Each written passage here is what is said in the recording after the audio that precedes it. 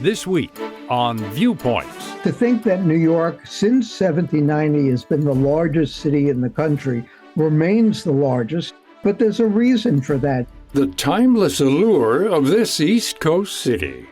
Then, he speculated that he's probably a very calm man because he was able to keep cool while murdering people out in the open on the streets. The rise of criminal profiling and why we're so drawn to these cases. I'm Marty Peterson. And I'm Gary Price. These stories in depth this week on your public affairs magazine, Viewpoints.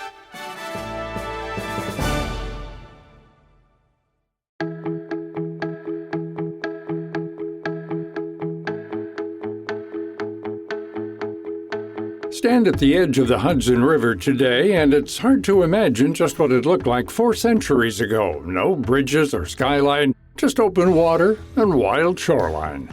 In 1624, Dutch settlers landed on this coast and called it New Amsterdam. 40 years later, the English seized control and renamed it New York. By the late 1700s, the young city had become a hub of trade and politics, and in 1783, American troops led by George Washington drove the last of the British soldiers out.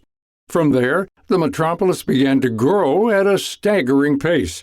Today, New York City is the financial, cultural, and symbolic capital of America. The capital of the United States was in New York City, something that most people don't know. It was in New York City from 1785 through 1790, the Confederation Congress, and then the first Congress of the United States. George Washington was inaugurated as the first president in New York.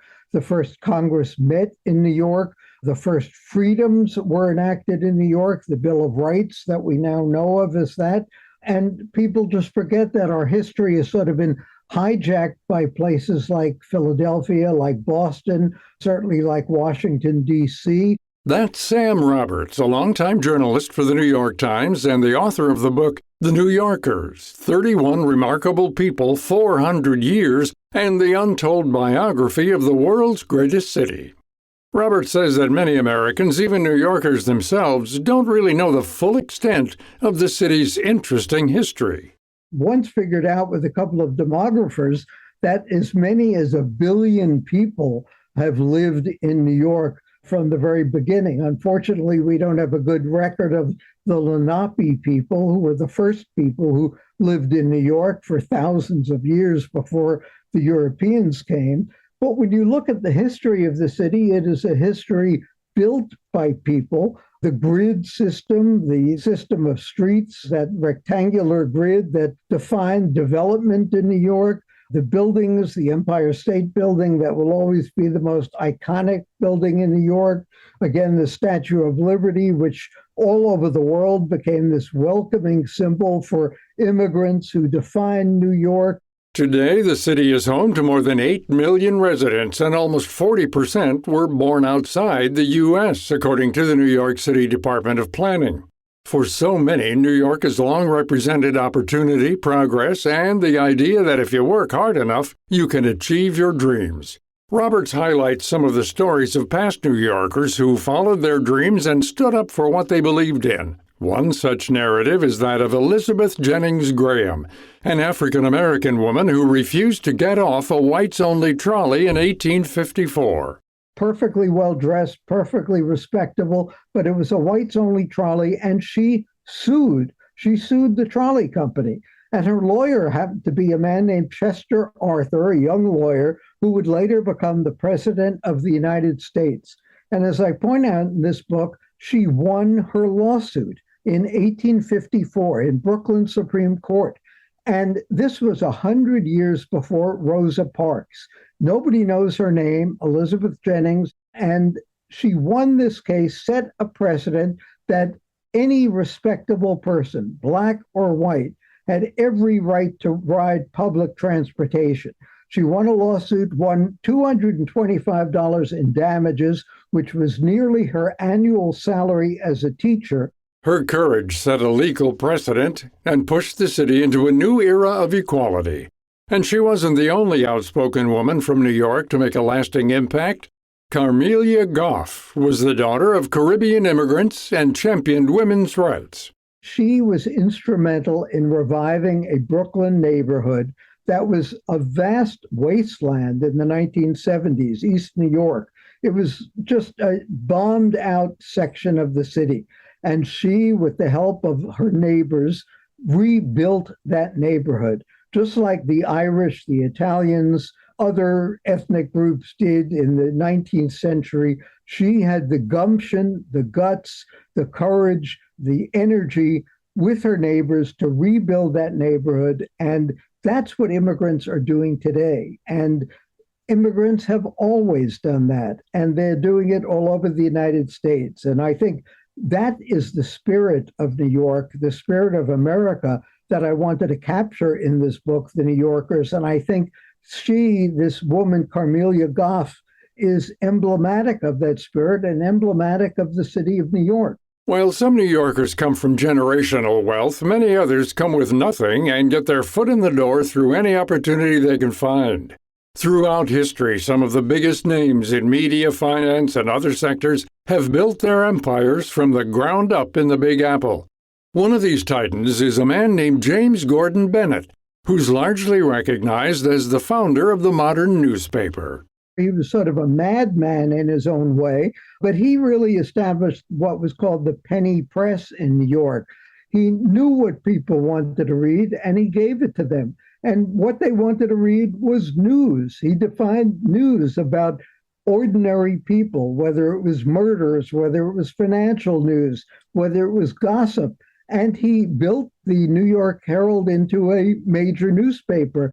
In every facet of work and play, Roberts says New Yorkers of the past and present are strong, steadfast, and proud people who symbolize the resilience of the city. Whether it was the Great Fire during the Revolution, during the brutal British occupation, whether it was through 9/11, whether it was the Superstorm Sandy, whether it was the flu epidemic of 1919, the recent pandemic, we have had the resilience to keep coming back. When you see all the places in America and all over the world that have risen and fallen, to think that New York, since 1790, has been the largest city in the country, remains the largest. It's had its ups and downs, of course, but there's a reason for that. It has attracted these people, it has welcomed these people, and it has been a remarkable place. Not perfect by any means, not great, but it has risen to the occasion whenever it has had to. New York remains the largest city in the country, and not just in size, but in imagination and opportunity. Its energy and vibrancy have always belonged to the people who built it, challenged it, and refused to live anywhere else on Earth. To find out more about this topic and our guest, Sam Roberts, visit viewpointsradio.org. For more behind the scenes, search Viewpoints Radio on Instagram, X, and Facebook.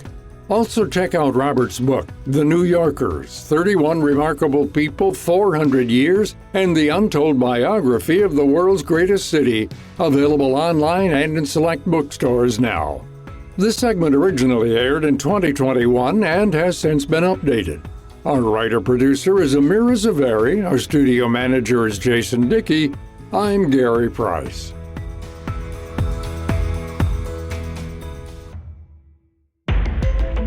Coming up, how criminal profiling evolved from the streets of Victorian London to the databases of the digital age, when Viewpoints returns.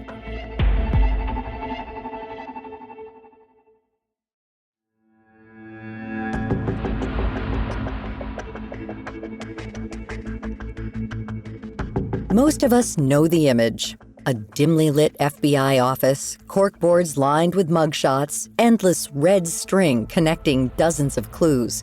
Behind it all are a team of criminal profilers who are all part detectives and part psychologists. But behind all the true crime podcasts and television drama lies a much more complicated picture. Rachel Corbett has been piecing this picture together for many years. Corbett is an investigative journalist and the author of The Monsters We Make, Murder, Obsession, and the Rise of Criminal Profiling. For her, this isn't just a deep dive study of a field. It's personal. When I was a child, a man that I knew who was like a father figure, he was my mother's partner for several years, ended up killing someone soon after they broke up. And I was 6 years old when they met. And so my memories of him are really of a kind, loving, gentle man. And so when I found out years later that he murdered someone, a woman, his next partner, I couldn't believe it. It was totally baffling. And I got kind of obsessed with figuring out who he was, what was going on in his mind, how someone could do this unthinkable thing. And then, of course, I come to realize, it's a very universal fascination. What makes people commit the worst crimes that we can think of? In Corbett's case, she talked to experts, combed through records, and put together a basic profile on her own. Still, none of the motives made complete sense. As much as I investigated Scott, the man, I never really came to any conclusions that were clear. I looked at all the forensic evidence. I talked to sociologists about the prevalence of this kind of particular crime in this particular place. I looked at his childhood history, and I tried to profile him myself, basically. And it didn't really turn up anything satisfying. I left feeling like I still didn't fully understand. And that desire to make sense of the senseless is at the heart of profiling itself. Corbett explains how the field's roots go back hundreds of years. I trace it back to the days of Jack the Ripper in Victorian England, which is when what's commonly considered the first known criminal profile was written. A police surgeon named Thomas Bond he examined the forensic evidence, of course. He looked at the bodies, looked at the physical clues, but he also decided to look more at the personality markers, the behavioral clues. He thought about, what Jack might have been wearing. He speculated that he's probably a very calm man because he was able to keep cool while murdering people out in the open on the streets. Sadly, the person behind the Jack the Ripper killings was never caught or convicted. While this first criminal profile didn't solve the case, it did change how investigators thought. For the first time, they weren't just blindly hunting a suspect. They spent time building an analysis and questioned why the person acted in certain ways. This small shift gained steam over time and transformed the art of profiling from speculation into one of law enforcement's biggest tools today. It took off in the 1970s when the FBI behavioral science unit took off. Actually, I should say the behavioral science unit started when Howard Teeton came to the FBI in the 60s. But in the 70s, as Ted Bundy was rampaging across the country, and soon you had John Wayne Gacy, and there was this feeling of a serial killer epidemic. And the FBI kind of pounced on that fear. And they drummed it up actually a bit too. Like they exaggerated the numbers of murders that these people were committing, how many there were out there, how far they were traveling. They exaggerated all those numbers. And then in the end, were able to get federal funds allocated from Congress, were able to expand their jurisdiction. And the antidote they provided to the public in this fear was their profilers, or, the mind hunters, as they're called in the TV show. And these were this kind of elite squad of people who could almost magically get into the minds of murderers and trace them in ways that traditional policing never could. By the late 1970s, the FBI's behavioral science unit had formalized what had once been intuition. Agents began interviewing convicted murderers, documenting habits and tracing behavioral patterns in an attempt to predict who might offend again. Profiling offered a way to merge psychology with police work at a time when the number of serial killings seemed to be on the rise. However, the media headlines didn't quite match up with the national data. When you look at the numbers, there really wasn't a dramatic uptick. There have been upticks in these crimes throughout history. There's periods where they're higher and lower and higher and lower, but this wasn't actually anywhere near what they said. But they definitely put the cameras on these people. Ted Bundy was all over the news. And it came at a time of the culture wars. So you had, Reagan running on this concept of stamping out evil. And these were perfect personifications of evil for him to campaign on. Suddenly, politicians all over the US were campaigning on Bundy's execution. I'm going to execute him faster if I get into office, and, morbid stuff like that. Corbett says that Ted Bundy's case blurred the boundaries between criminal study and public fascination. This case captured the nation's attention because Bundy seemed so ordinary. He was educated, polite, good-looking, and very likable. All of these traits shook up long-held ideas of how a killer looked or acted. Even after Bundy was caught, the media frenzy didn't stop there. He had a kind of remarkable trial. He escaped from jail twice and then represented himself at trial in this very, got married on the stand. So, he was quite a spectacle to watch too. So I think that's part of the fascination with him. Even the judge said when he was sentencing him for the murder of a 12-year-old girl, he said, hey, partner, I don't hold this against you. I think you'd be a great lawyer. It's too bad you went the other way. I don't have anything against you. Like this kind of weird, even the judge couldn't quite reconcile the man in front of him with the monster, if you want to say that, who killed a child and many other women. So it's a very bizarre cognitive dissonance that happens with Bundy, I think. And even decades later, this fascination with him hasn't faded. One similar recent case is that of the Long Island architect, who in 2023 was arrested and charged for the murders of 7 women in New York. For many Americans, it came as a surprise because from the outside, he seemed like a normal guy who was married, successful, and lived a quiet life in a quiet suburban neighborhood. He was an architect. It's like this, he was able to hold down a job. He had colleagues. So, he wasn't some ranting and raving freak. He was somebody who blended into society, had a wife and kids even, But I think it's a combination of police failures, pretty catastrophic level, but also just that we have more technology now to track serial killers.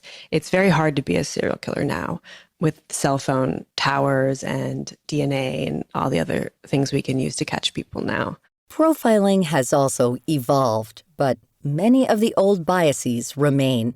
Corbett points out that early profilers once looked for physical markers of criminality, like the shape of a head, a nose, a jaw. They were often drawing from the same racial and class prejudices that existed in society at that time. Today, those patterns have been replaced by data points. Rather than facial features, profilers and algorithms now examine zip codes, family histories, or social media activity to identify risk. And while the approach has changed, the outcome can also be biased. In the book, I look at a really unsettling case of profiling in Florida where they targeted children based on what their parents did. So if the parents were in jail or if there was domestic violence in the home, those children could then be targeted for enhanced policing as they're growing up. And of course, what happens is if you target somebody for policing, you end up catching them for crimes more often. Maybe it's a little marijuana charge or they're skipping classes, little things that get them into the system. And in the future, I think the data-driven policing and profiling, and with AI also, is going to ramp up. And I'd like to say that it would get better. You get better data, you get better results, but it just hasn't necessarily worked that way. Technology may make profiling faster, but not necessarily smarter. Corbett warns that replacing human judgment with data doesn't erase bias, but just hides it deeper behind code. As these systems grow more powerful, she says the need for oversight has never been greater. To learn more about criminal profiling and our guest, Rachel Corbett, head to viewpointsradio.org. Also, check out her new book, The Monsters We Make: Murder, Obsession, and the Rise of Criminal Profiling, now available in select bookstores and online. This story was written and produced by Amira Zaveri. Our studio manager is Jason Dickey. I'm Marty Peterson.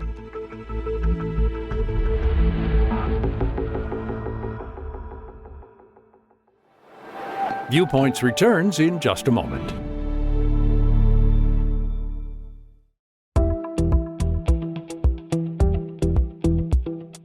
This is Viewpoints Explained. I'm Ebony McMorris. Have you noticed the cost of your electricity creeping up this year? You might not realize it, but this increase could be from artificial intelligence. Behind every chatbot, image generator, and smart search tool is a huge network of data centers, All of this continuous computing requires enormous amounts of electricity to process data and keep these machines from overheating. While electricity costs are up across the board, towns near these big data centers are getting hit extra hard. A recent Bloomberg analysis found that wholesale electricity prices in some of these areas have soared by as much as 270% over the last 5 years. Some policymakers are now exploring ways to make data center owners pay more for electricity costs so the burden doesn't fall on residential consumers. Meanwhile, tech companies are investing in renewable microgrids, liquid cooling, and energy-efficient computer chips to lower electricity use. Still, efficiency alone can't offset the expansion of new data centers coming online every month. In 2023, data centers used about 4% of all U.S. electricity, according to the U.S. Department of Energy. By 2028, it's predicted that this number will triple. The promise of AI may be limitless, but the U.S. power grid isn't. What comes next is figuring out how to power this technology without overloading the system we all rely on. That's Viewpoints Explained for this week. More in a moment.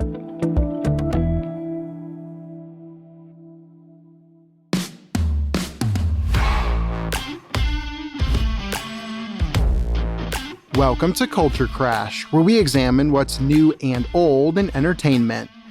Kevin Parker, the Australian hitmaker better known by his moniker Tame Impala, is a do-it-all musical guru who's found a way to blend the pop sensibilities of Paul McCartney, a John Lennon vocal falsetto, and the psychedelic spark of Pink Floyd into a cocktail that fit in but stood out among the indie rock and electropop scenes of the 2010s.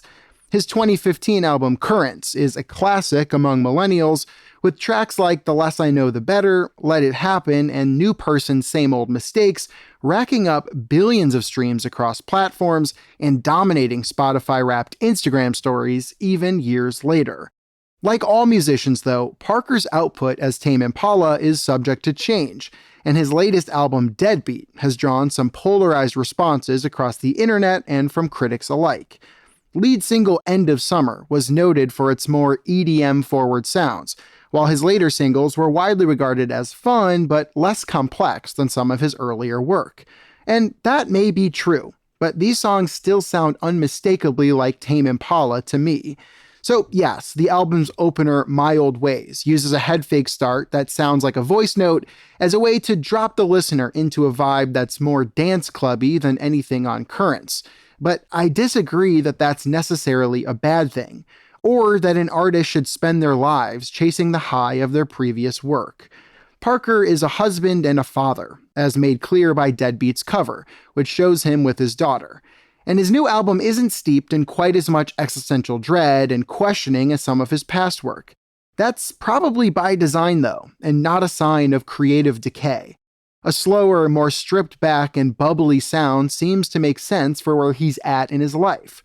Despite the polarized response, Deadbeat features a number of standout moments and tracks. I'm drawn to the romance of Piece of Heaven and the infectious fun of Dracula. Tame Impala has evolved, and Tame Impala will continue to evolve. Those albums still exist though, and his new phase offers enough infectious hooks and catchy melodies to keep me coming back. Will this album become a Tame Impala cult classic?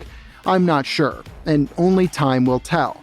In the meantime, though, I'll be bopping along to Loser. I'm Evan Rook.